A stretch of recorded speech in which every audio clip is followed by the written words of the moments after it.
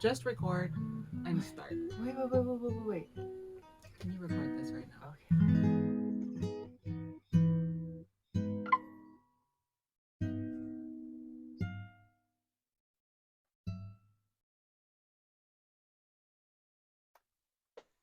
You ready?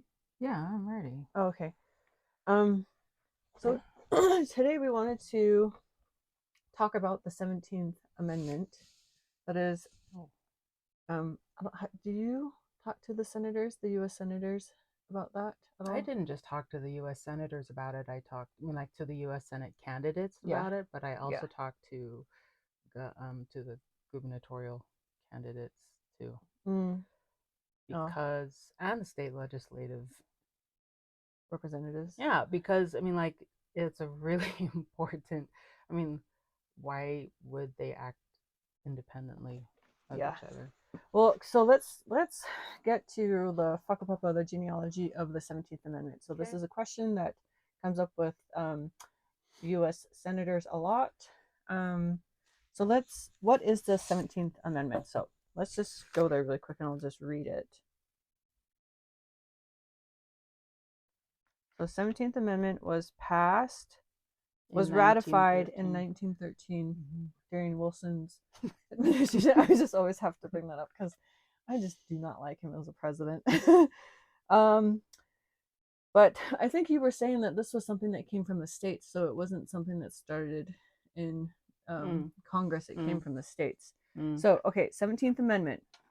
It says, the Senate of the United States shall be composed of 2 senators from each state, elected by the people thereof, for 6 years, and each senator shall have 1 vote.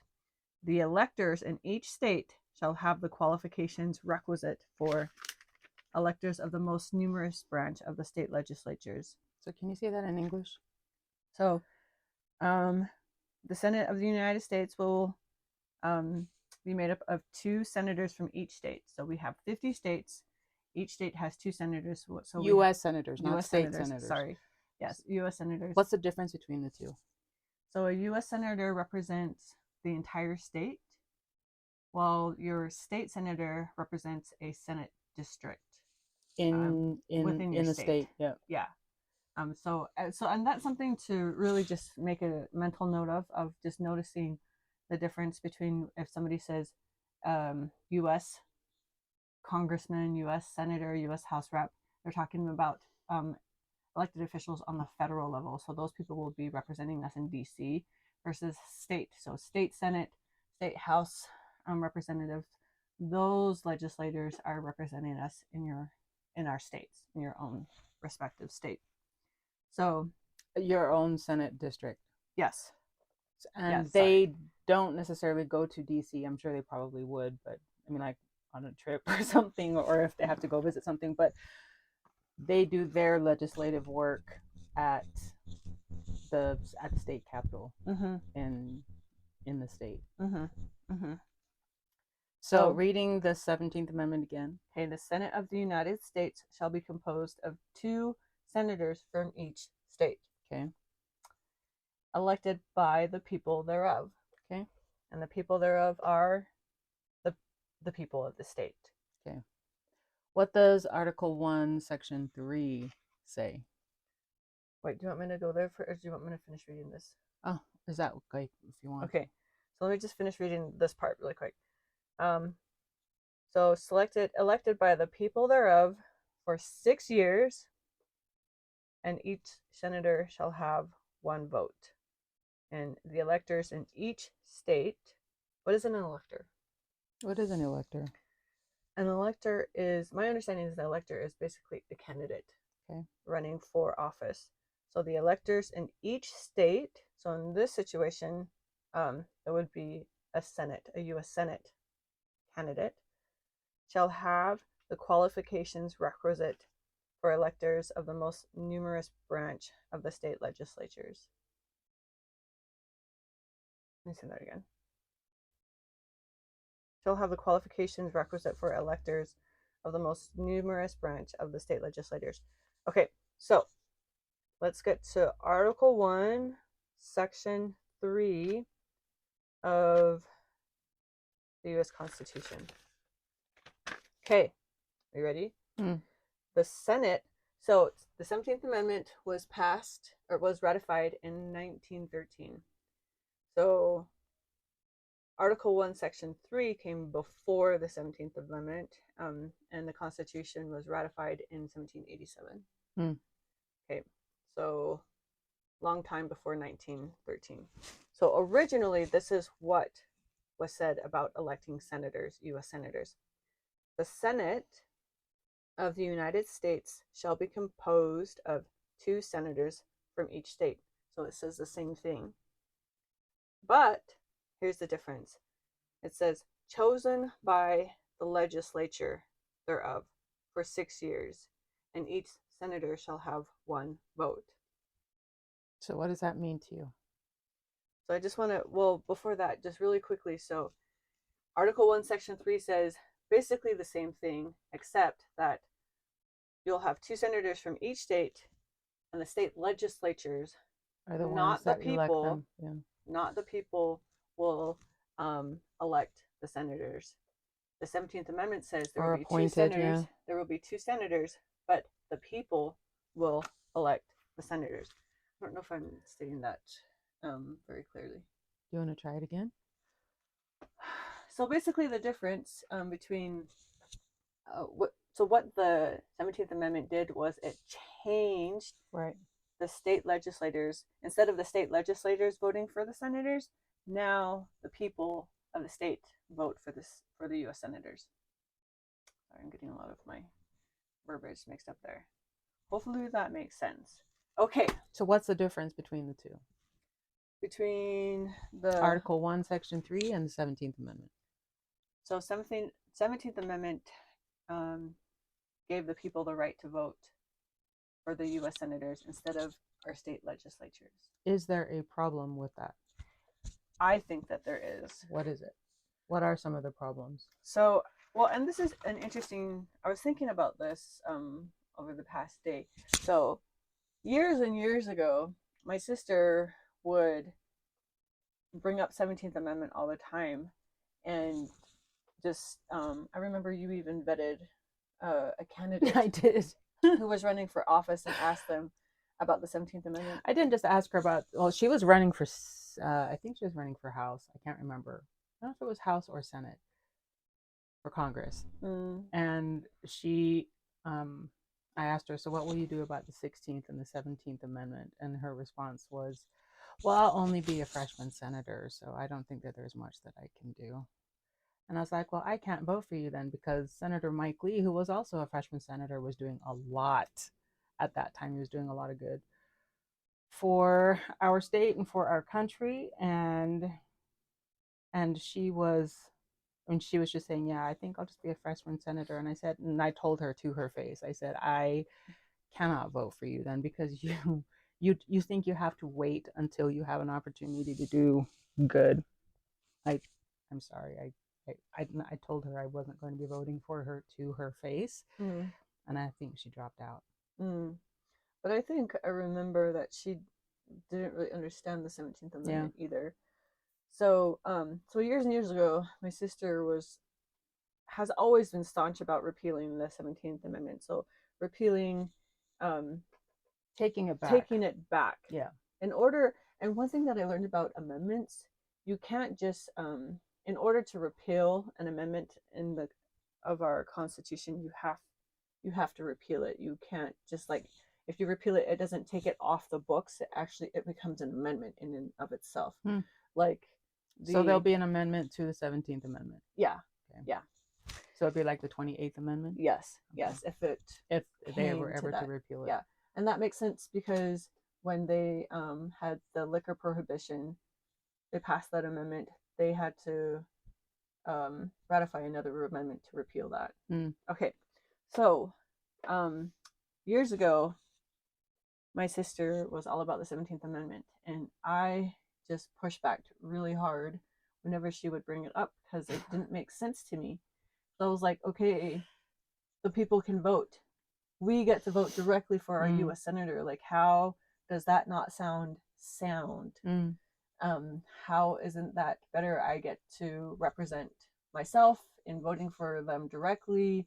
Why give that authority back to the state legislatures to vote for our U.S. senator? It didn't make sense to me. You know what made the difference for me? U.S. Senator Romney. Why? Because you never emailed me back except through your staff and their generic emails for 6 years. You taught me this principle that my sister has been trying to explain to me for years. And it made sense to me why people are like, why would I ever give up my vote? We're all about representation here in America. Our right to express, whatever it may be, our right to vote. And it seemed contradictory to defending or expressing my rights. But I learned very quickly that every time I tried to contact U.S. Senator Romney's office, and he has several offices, just like many other federal elected officials. He has several offices throughout the state. And so I would call all of his offices and get no answers. I call his DC office and get no answer. And then I would email them, and the government has, they have a email system set up for all of their elected officials. And it's basically set up the same way, where you have to, you get to send a message, but it's not like a email message that you can write. You don't know what their email is. It's just sending a message and then waiting to hear a response. And every time I would email his office about a concern, I would not get anything. I would not get anything back for months. Like I remember emailing him about what was happening with the troops being pulled out of Afghanistan. Was it Afghanistan or? It was Afghanistan. Yeah, and I just wanted to know what I could do to help support, people who were now displaced from their home and their country, and what his office and what his conversations were with U.S. Senator Lee's office, what they were deciding on, what steps to take, what could Utah do as a whole. And I got a response back like 3 months later. I'm like, wow. What did it say? And it was like, thank you for your concern. Senator Lee, U.S. Senator Lee has been doing a lot to work on this issue and this issue and this issue. Did you mean Lee or Romney? Romney, sorry. Senator Romney has been working hard on these issues. If you would like to support him or follow him, please subscribe to his newsletter. Thank you very much. That was like every single letter. It was so generic. See, and when he was running for office and he was going around doing town halls, he came to Saratoga. And I asked him. Nice. I asked him the question regarding the 17th Amendment there too. Oh, and what was his response? And he says, "So what is that?" I mean, like, well, I don't know if he knew what it was about, but he said that he would talk to his staff about that and get back to it. When I said, "Well, what will you do to repeal the 17th Amendment?"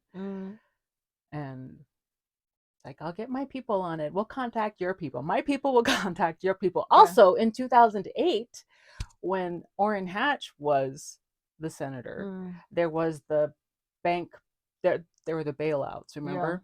Yeah. And you called Senator Hatch's office, and what did you ask? I asked him if how many people in the state of Utah were in favor of him voting in favor of the bailout. And I was talking to one of his staff, obviously, and the staff was like, well, the majority of people who have called in about it have been opposed to it. And so then I asked her, why would our U.S. Senator then vote in favor of something that his own residents of his state... He said that less than 1% of the people were in favor of the bailout. So when I asked her why he voted against what his own Utah residents were in favor of, she said she didn't know. And this is why the 17th Amendment is a problem. Yeah. So getting back to the 17th Amendment, and I actually really appreciate I shouldn't say I appreciate that. Like that was a lesson that I wasn't really looking to have, but I understand more because I just felt very helpless not being able to reach my US senator and talk to him about issues. Like I'd always just get a firewall of staff answering my questions, and then his emails were just very bland. Just form letters. You know, like why can't I have this conversation of like what can I do? Well, thanks for your thoughts. You know, it's like thanks for your thoughts and prayers. Have a good day. What I learned from the 17th Amendment and why it was really important was that, I mean, well, not the 17th Amendment, but what I learned about Article 1, Section 3 was when the legislature, that included the governor and the legislators in Utah or in each state, when they elected the senators, if they didn't do what they were supposed to do, if they didn't reflect the concerns of the state, they could take them back. Can you do that? Can you do that now? Can you get rid of a senator now? No. So yes, the state legislature could do that. It's like, so say for example, if Utah was against, I don't know, against reading books, but the senator was for reading books. If he went and legislated for reading books at the federal level, the state legislature could call him back and say no. And as far as the people getting in touch with their senators, the way that they would do that is they would get in touch with their state legislators, who would get in touch with the senators, because the state legislators want to stay, they still want their votes. They still want the people's votes. So the people had more access to the senator through the state legislature. So let's just lay out that whakapapa again, really plain and simple, one more time. So Article 1, Section 3 says that the state legislators would elect a U.S. senator. So why would I care about that? Like why wouldn't I want to vote for them directly myself? So this is why. So we vote for our state legislators. So we were just talking about a Utah state senator and a Utah House representative. Wherever you live, you have one of each, a state House rep and a state senator. Okay, so we elect those individuals to the state legislature, and they make laws for the state. Okay, now Article 1, Section 3 says those people who are in the state legislature would then vote for the U.S. senator. So they vote for the senator, and they vote on behalf of the people, us, who just voted them in. And if they don't vote for the U.S. senator that we want, then we vote them out. And what's so beautiful about this, and the founders are so beautiful, they're brilliant, is that when the U.S. senator votes against what their state wants, then the state legislature will pull them back. And why will they pull them back? Because the common people won't like those actions, won't like a U.S. senator voting just for themselves. So we will tell our state representatives to pull them back. So if Article 1, Section 3 were the case, what would have happened in the situation with the bailout or even contacting Romney? So in that situation, I would contact my representatives, and not just me, but so bailout situation, you said that less than 1% were in favor of the bailout. So that the rest of the 99% or whatever of Utah would have contacted their state legislators, and we would have they would have heard from the the senators. And we know that Senator Hatch was the longest running senator in history. And so what would happen is that he could know, if he was trying to run again for his next election, that would be cause to pull him out of the election. Or does that make sense? We have more teeth in the game because we have a say with the people who elect him, and therefore they have a say. They have to hold him accountable to what we say. And then the other thing that I want to talk about really quick, because what a lot of people don't know is that, so Article 1, Section 5, okay, I know there's a lot of like titles here, but don't worry about the title so much. Just listen to what the words are saying. So a lot of people think that we can just remove a U.S. senator if we don't like them, that we can unseat them, that we can pass around a petition and remove the senator. That's actually not true.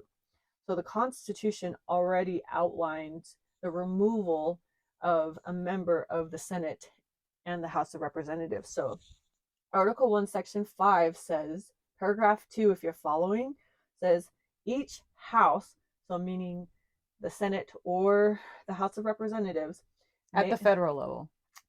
may determine the rules of its proceedings. Okay, so they can make up their own rules for each house. Punish its members for disorderly behavior, and with the concurrence or the agreement of 2/3 of each chamber, expel a member. So what the Constitution is saying here is that only their own house, only the U.S. House of Representatives or the U.S. Senate, only they can expel or remove a member. So in the case of a state being in charge, and if I feel disconnected with my U.S. senator, and so does the rest of the state, then the state legislatures could even bring that to the attention of the other 99 senators in the U.S. Senate, so that they know to bring that to the floor of expelling a member from their seat. Interesting.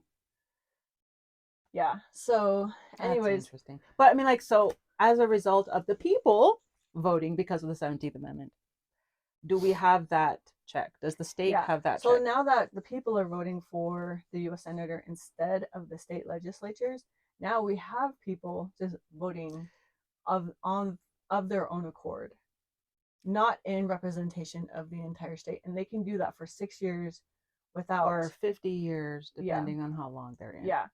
And there's no way for us to remove them except through their own chamber. And now that we don't have that ties to the state legislature in this way to the U.S. Senate, it's really hard. So I don't know if you've ever tried to contact another U.S. senator or a U.S. House of Representative. I have, because I love Senator Rand Paul so much, and I tried contacting his office because of a bill that he was running, and on his website he uses the same email. I can't think of what the word is. The same email that all of the other senators and House representatives use. And anyways, at senate.gov. Yeah. Well, no, they have their own website. Oh. But in order for me to speak to him, I have to put my address so they see if you live within their state. Oh, so you're not a constituent. District. So he knows from the get-go that I'm not a resident of his state, which is so sad. But he still replied to me, even, or his staff did, and they were like, "Sorry, this isn't in our state, but here's the person that you should talk to." And I was just grateful that they even replied, because I can't even get my own U.S. senator to reply. But it's really hard. What I'm trying to say is it's really hard to get in contact with other representatives from other states now that we don't have that connection through the state legislature. And so the U.S. senators, according to Article 1, Section 3, were supposed to represent the state. The members of the House of Representatives in Congress were to represent the people, the desires of the people, but the Senate represented the state. Yeah. Well, and so there's a difference between the two. And the reason why it's harder for just an ordinary citizen to get a hold of a U.S. senator is because I have no clout. I have no ties, except for being an ordinary citizen. And do you have any money too? I don't have it. Oh, do you need to have? I mean, maybe they would answer if we had money. Yeah, maybe if I had like a huge organization or something like that. I don't know. And because they get thousands and thousands of emails and messages, throughout the year. And so I'm just like one person out of, so many. Why would they give their time to me? And so when we go to our Meet the Candidates, so right now in Utah, we have like 16 individuals running for the U.S. Democrats, Republicans, for the U.S. Senate seat. And 11 of those are Republicans. And I just keep asking each candidate, What are they going to do? What efforts are they going to take and make to repeal the 17th Amendment? Because I don't want another Romney who's going to just send me these generic emails or have his staff just answer me for the next 6 years. I don't want you to go to Mount Olympus and do whatever you want to do and make your own decisions without being beholden to the states. I hate that. And I know that that's a really big ask to try and rally the other 99 senators to propose an amendment to repeal the 17th Amendment. But I don't think Americans, and now that I understand, like, we want to have that leverage because right now the senators can do whatever they want after elected, and because the Constitution protects them, only their own chamber can expel them, can remove them. That means that we're just basically beholden to the Senate and their members. And I mean, like the state, each, I mean, like all the states have lost the check because of the 17th Amendment. So, can the Senate make you promises? Can a U.S. Senate candidate make promises that they don't have to keep? Yeah, they can. Why? Because the state legislature doesn't have any hold on them, and neither does anyone else. I mean, can a senator truly represent the millions of people in each state? I don't think so. Yeah. Well, and what I really love about that relationship with the state legislature and the Senate is that the state legislatures, they are a literal representation of the entire state and all the districts and counties and cities. And the US senator is supposed to be the representative of the state. And if they're not communicating together, how can they really defend our state on the state and federal level effectively? Because and not only that, I mean, like during the legislative sessions, are there bills that are coming through that are that are federal bills that they can use to kind of bully the states, and the states don't necessarily have that representative from each state, aka the US senator, who could be the representative from the state to the federal government, who's supposed to be representing the state to the federal government and saying, no, you can't do this, you can't do that. Where are the checks? Mm-hmm. Where's the protection? Mm-hmm. So, and one of the many responses that I keep getting back is like, that's a really big ask, and I'm like, I know, but look at the option right now. Like, that if you get elected, you are beholden only to yourself. I mean, like, to the state in title and in name, but are you really voting in behalf of the whole state? I mean, I don't think Senator Romney has been doing that, and that has been a really hard but an important lesson for me, because now I understand, like, oh, I'm being barred. Like, thanks for your inquiry, thanks for your question, please leave them at the door, and please subscribe. Like, well, and then one of my frustrations is sometimes I feel like with the candidates, some of the US candidates are so busy right now. Republican candidates are US Senate Republican candidates are so busy right now, and they're doing everything that they can to talk to people from all over the state. But one of the things that I've been thinking is, if you're so busy right now and you don't have time to talk to me, for 6 years you're going to be gone. Why would I want to vote for somebody who is already busy and you're not even elected yet? I need somebody who understands how important that connection with the people and the state legislature are, and who's going to keep that connection. So I've been asking them to, while you're in office, what else can you do to keep us connected with bills and what your stance are, like, in real time, so that we don't get it 5-6 days after it's already been voted on. I want to know, like, in real time, like live streaming. This bill just came through the pipeline. This is its fiscal note. This is how much they're asking for. These are the implications. Utah, what are your thoughts on that? I want that. I don't want to hear later on that some choices and actions were taken without us being considered in the conversation. I want to be a part of the conversation. I'm not sending you to make choices for me. I'm sending you to represent me. That's different. Yeah. And that's interesting because Congress, I mean, like, congressmen are elected by the people. there needed to be a separation between the election by the people and the ones by the state legislature. Those are going to be representing the state, and those will be representing the people. But because the U.S. Senate is now elected by the people, it's just Congress 2.0. It's not really a, I mean, like, are they really? Could they really be U.S. senators representing each state? Mm, Mm, I don't know. It's just another 100 people for Congress. yeah.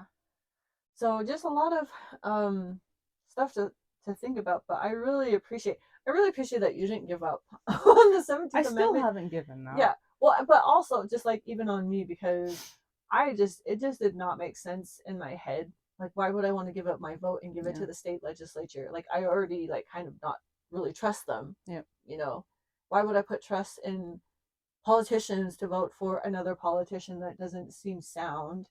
Um, but having the experience with Senator Romney has really helped me understand why those pieces were in place, and also just the importance of ordinary citizens participating. Because now, after the 17th Amendment, we don't. And I don't want to say after that. I'm sure that that started happening before that, but it gives us more reason to be comfortable and just to like, oh, send him off to DC for 6 years. He's a good boy. He comes from a good family. Yeah. We trust him. And then all of a sudden, you know, they're raising the debt ceiling. They are voting on bills that they didn't even read. Like, what is going on? And this way, just it keeps the ordinary citizen on our toes too. Like, we have to participate, and we have to keep our eyes on the pitch and on the field to make sure that there are no fouls happening, and if they are, to raise that flag. And wait for the form letter. Yeah. Oh, yeah. So anyways, I'm just really grateful for my experience and understanding of that now, because I don't want to be left for 6 years in the dark. I'm not just a I can't. Well, yeah, I just. So, I mean, like, so now for me, some of the questions that I have asked my state legislators, including governors, is the 17th Amendment has lost us a check. What are you doing to keep in touch or to stay in touch with our U.S. senators to make sure that, I mean, I want to, to normalize Article 1, Section 3 conversations in our question asking again, because it's still important that states be represented well to the government, because it is not we are not the United States, the United States of America, the federal government. We are states. We're individual states who are commonly uniting together, and I want to make that clear, that we are an independent state. We are a sovereign state. Yes. And we need to maintain that sovereignty. Yep. Cool. I hope that was. If you don't understand it, ask us questions. I did my best. Sorry. Okay. Did you want to read that thing in here? Which one? The one that you were looking at before. This one right here. Oh yeah. You can read it. So, in our study of the U.S. Constitution, we have a couple books that we pull from. You want to hold that one up? Yeah. So this one. Here, you hold that one up. We're laughing because I had to. I know, because I had her put it back up. Put it back just so that I could pull it out. Yeah. So I'm gonna just show you some of the books that we. I'm glad that they just happen to be right here. So, okay, you go first with this one. I love this book. I really love this book. It's called The Making of America by Cleon Skousen, and it talks about the Constitution in such great depth. It's such a great resource book. Yeah. And what I really love about it is that I'm a very slow reader, and I have a synonym app, an etymology app, and then the Webster's 1828 dictionary on my phone, because I have to stop and look up words, and the words are big and hard all the time. But what I love about Skousen is that his writing is very plain and simple, and I'm very plain and simple minded, and so I just love that. And I don't know if that was his intent when he wrote this, to just to connect the principles and genealogy of the founding fathers with ordinary citizens who this must have been like a huge work of love, honestly. So we're grateful to him and just this taonga that he's given to all of us. And then we also with the studying the Constitution, U.S. Constitution, we often pull from the Federalist Papers and then the Anti-Federalist Papers. And put that one in. I don't know if the camera came. And I like both of these. Actually, what I've noticed about the Anti-Federalist Papers is that like everything that they had concerns of are happening right now. Science, Hamilton, science. Okay. So I wonder if they're like up in heaven, just like rolling their eyeballs. Was I wrong? Was I wrong? But so the Federalist Papers were essays by Hamilton J. and Madison. And then the Anti-Federalists were Patrick Henry. I'm so sorry, I forgot the other ones. But the Federalist Papers were in support of the U.S. Constitution, and they were essays sent out to ordinary citizens to persuade them. Yeah, it was said that to vote in favor. The farmer could read. They were persuading Americans to vote in favor of the U.S. Constitution to ratify it, and the Anti-Federalists were in opposition to the U.S. Constitution. And anyways, I love both of these. They're really hard for me to read. Yeah, they are really hard books. I have to read these real slow. It took me like over a decade. But the common person could read it back then in the 1700s. Yeah. What's that saying about us and our education right now? Totally different story now. But we're just talking about the 17th. But anyways, these are really helpful in our study of the U.S. Constitution because it's it's the genealogy. It tells you the stories, and really, that's what I really love about history and why I think I love the U.S. Constitution because. But this book has like just the tiny quotes of what's in that book. Yeah, just has so like nice little excerpts of what's in that book. So the reason why I brought this up is because she's going to read something from this, but we often just go back to the Federalists will split up the arguments against the U.S. Constitution and then also arguments in favor of the U.S. Constitution and just break down the conversations that happened at ConCon, at the Constitutional Convention, but also throughout history because, again, the genealogy, the founders bring up the genealogy from all the civilizations of the world of like, this is why these pieces in our government matter because the Romans failed here, the Greeks failed here, the Persians failed here, the like whatever failed. And America's the baby. I'm grateful for their homework because seriously. I don't have the brains to do that. Really though. Really grateful for them. And we might be Azula-ing, mainly my sister might be, if you watched Avatar The Last Airbender, it's like we just get really intense about this. We are just going to just calm it down. It is so cool. It is very cool. But there's, oh my gosh, where's my glasses? So what difference would it make if they were selected by popular election? I mean, like even Cleon Skousen wrote about it in there. He even asked the question, but it was answered by some of the members in the Constitutional Convention.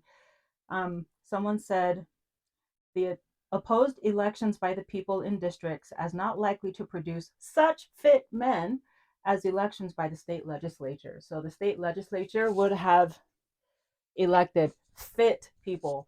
Likely to have that now? Not so much by the people. Well, and that makes sense, right? Oh my gosh, that's so sad when you think about that. Well, because they would probably have more insights into what these people have been doing. Yes. You know, and what laws that they have been in favor of, what policies, what code, what statutes that they, like all of that stuff. And it just keeps everybody, I mean, the more that I think about it, it's a little bit depressing because just think about like all the discussions that we were high just a minute ago. Why are we coming all of a sudden down? Gosh. Hey, popular election of senators not as likely to produce such fit men. Yeah, that's as the state legislature could probably have helped with. Well, and if we're not electing such fit men, then what are we electing? The popular vote. Oh, that was very kind. All right. 17th Amendment. Bye. Let's repeal 17th Amendment. Okay, wait. Really quickly. No, I want to shift and talk about questions because we're coming up on state convention. on April 27th. So I want to talk about questions and different types of questions. And this is something that we have talked about. We've only had like 5 podcasts. I was going to say talk about a lot, but there's only like 5.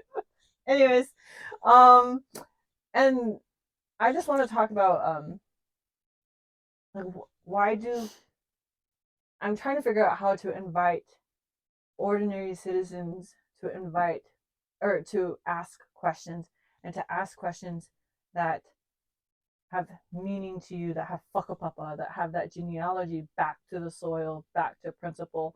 So I was talking to my sister about so I've talked about this before. She has taken me for many, many years to all of her different civic events, and I just kind of was observer and just went for to spend time with her. And there was one particular event where I think it was like some kind of school board meeting. So me and my sister were sitting in the back. And as I was sitting there, my sister does this to me all the time whenever we're out and about, and we're at some kind of, if there's some issue that's being talked about or some elected official, and my sister will be sitting there and she'll say something, say something. And I'm like, I'm not even from this district. I don't even know what's going on. And so for years and years and years, this happened with my sister. Take you go say something. You gotta say something. And so this was one of those times, and I just remember thinking, like, I could say something, but what if I don't know like everything, and I say something dumb, or I say something wrong? And because we never do that. Ever. Yeah, and so I was just kind of like thinking about that in my head, and I could start to feel my heart stirring, when you know that something needs to be done, and like maybe you should do something. But I wasn't really committed to saying something. And so my sister, she got up, and she does that often. She'll tell me to do something and then she'll go do it. So she got up and she went to the front because they were about to close comments on whatever the issue was. And I remember her walking, and it was kind of like at church when you walk up to the pulpit so you bear your testimony. It was kind of a long way. And she went up, and I remember sitting there and I was like, I need to go talk with my sister.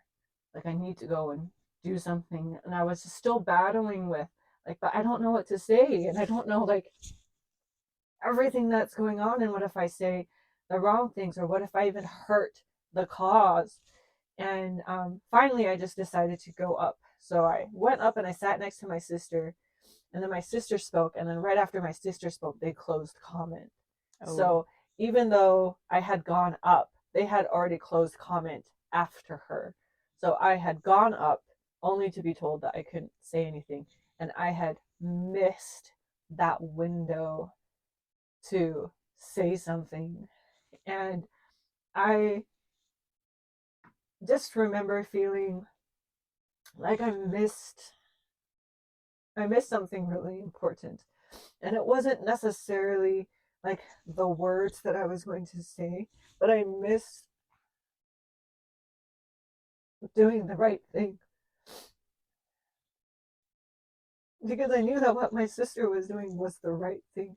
Even if I didn't know what to say, I knew that it was the right thing to stand up and go and try and say something. And then I went back and sat down, and we went on with our time. But I was just thinking about that lately of like, have you ever felt that way where you know that something needs to be said and you don't know what to say? Yeah. And you don't know like anything. You know something's up, but you know something needs to be said, but you don't know. You're not well versed. You're not like, you don't go to things like this, and you don't speak out in public like in like these arenas. And I was just talking to my sister about that, because I was like, I want to talk about that, because even though I missed that window to speak, there was something really powerful about just walking up there and making that choice to go and say something. And that was like, I was exercising a muscle that I didn't know that I wanted to grow then. And my sister had been showing me how to do it for years. My mom has been showing me how to do it for all my life. And now it was like, oh, okay, I could do it too. And anyways, I just wanted to bring that to the forefront because I think that a lot of people, like they don't know what to say. They don't know everything about every Mm-hmm. elected official's seat. You know, like the U.S. Senate. What is the U.S. Senator? What do they do? What is the U.S. House of Representative? What do they do? What does your mayor do? What does your county commissioner do? What does your district attorney do? Your state auditor, your county clerk, and all of these other things. I don't And know. I mean, like, you never know you need them until you need them. Yeah. Well, and we've often just talked about like, um, like you speak up at the state legislature all the time during committee, but you often are like, what if I don't know what to say, but I'm going to Yeah. say something. Yeah. We often talk about like, even if we don't know what to say, can we still point back to the soil? Can we still point back Yeah. to principle? Sometimes it sounds so like like Terrible. It yeah. sounds terrible. Yeah. Yeah, I had one of those moments.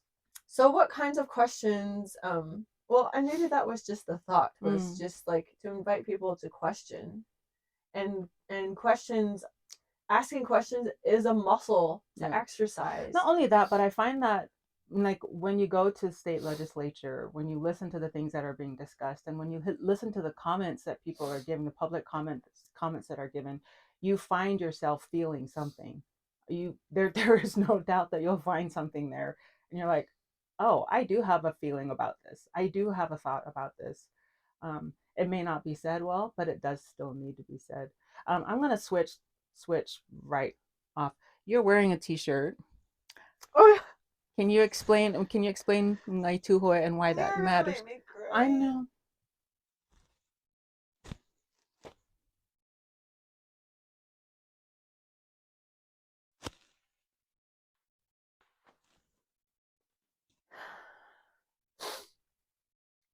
Um, so we are Tongan and Maori. Wow, my voice sounds like a boy. I'm so sorry. Um, and on our Maori side, we come from 3 different iwi from 3 different tribes. And my Tuhoi, so we come from Ngatirangi Nui, from Tauranga. We come from Tainui, and from my Tuhoi. And this is our Nana's tribe. They are up in the mountains in the middle of nowhere, and they're the most remote tribe in New Zealand, and that's probably another reason why I'm so introverted. Why I don't like to be around people. Um, but our Tuhoe tribe are known for still holding their mana motuhake, their sovereignty. They are the only tribe in New Zealand, or one of the only tribes in New Zealand that did not sign the Treaty of Waitangi. So when the English came over and they wrote up their own treaty that would the hope was to cohabitate New Zealand with Maori, um, and they said that they would be able to have their own autonomy and still do what they want to do. Um, but what happened was there were 2 different um, treaties that were written, one in Maori and one in English, and the one in English did not say that. It said that they gave their lands and their mana to the crown, and Maori did not know that. And so, anyways, Tuhoi, they're known for being really staunch, um, because, and one of the reason being is because they're one of the only iwi, one of the only tribes back home that didn't sign the treaty, so we still hold our mana. They're still sovereign. Yeah, and we have our own issues in other areas. Yeah. Yeah. um, but So freedom runs in our blood too, yeah, back there. It's not just um, here in America. It's something that really matters to us. yep, and that should make sense because liberty and freedom, that's all of our whakapapa, Yeah. you know, and we know when we know what's the right thing to do. Yeah. We know when we should stand and even when to be silent. I'm working on that. Um, but that, and this is, to me, this is a time to stand But this isn't just about standing to be heard and to be loud and to point fingers, but it's about standing and reminding us who we are and getting back to our whakapapa, going back home and getting back to the soil, hey, and asking questions from the soil. Like that is like again my ideal, my hope. But anyways, I don't know. I'm just kind of mumbling right now. Anything else to say? Okay, well that's us. Hey, Thank you. Bye. Ka kite ano o falahi atu. Ka kite ano o whai atu.